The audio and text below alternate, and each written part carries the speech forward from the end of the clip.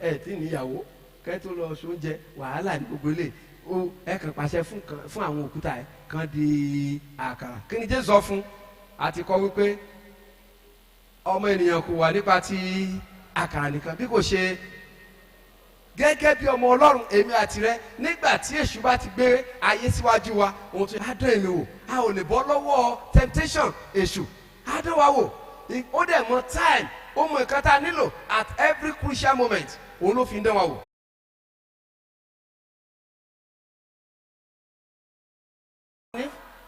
chapter 2 of 1 John chapter 2 verse 16 ó ní pé nínú ayé yìí nífẹ̀ẹ́ ojú wà ìfẹ́ ara àti kíni ìríra àyà mẹ́ta ni tẹ̀sù ń lò láti mú àwọn ènìyàn balẹ̀.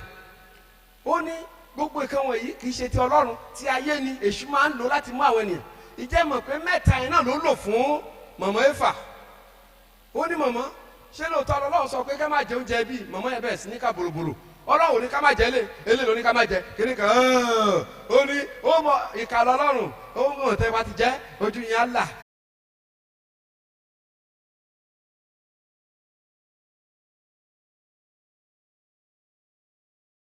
òun ni gbọ́n pride of life èmi náà fẹ́ dọ́lọ́gbọ́n èkíní ó fi dára lójú ìkejì tí n bá jẹ́ ara mi màmá dán o kúrú náà yà lọ ara tó yún mi ò ní lọ kò ní í sí mọ́ màá pupa sí àwọ̀ mi á jáde ìkẹta màá wá gbọ́n ju àwọn ẹlẹgbẹ́ mi lọ màá fẹ́ dàbí Ọlọ́run òye wọn wá yé mi ju àwọn ọgbà mi lọ nítorí náà màá jẹ́. Today devil is using the same thing to tempt all of us.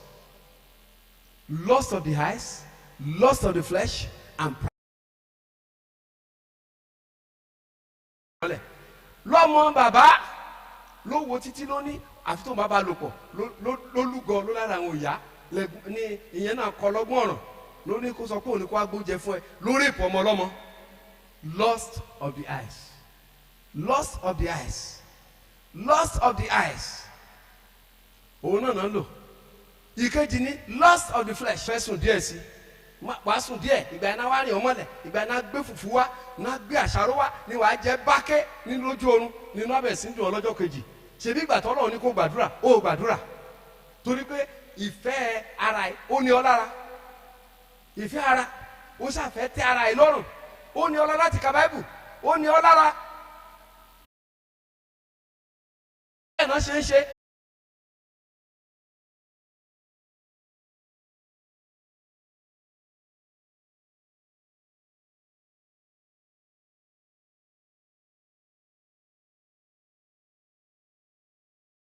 Including pastors ó ń ṣẹlẹ̀ wọ̀rọ̀kọ̀ kì í ṣàdá irin ló jẹ́ àdínà fi ń ṣàdá ẹ má fi wọ̀rọ̀kọ̀ ṣàdá nítorí náà lónìí ọ̀pọ̀lọpọ̀ ń ṣe bẹ́ẹ̀.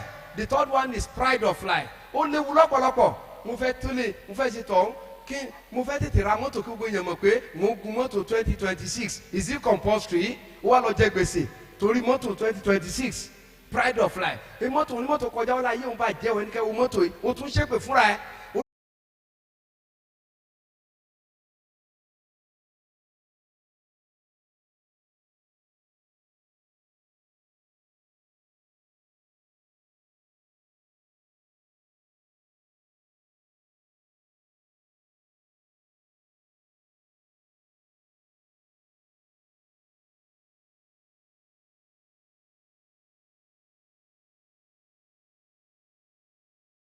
kọ́mọ ọmọ kan ti ọ̀dẹ́ yẹn ọ̀rẹ́ yẹn ní brother lágbájá ó ní shut up I am a reverend.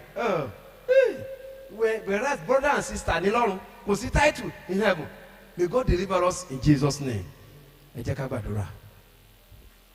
Bàbá olóore ọ̀fẹ́ a bẹ̀ ọ́ kẹ́fì agbára fún wa ká fẹ́ ojú wọn ayé.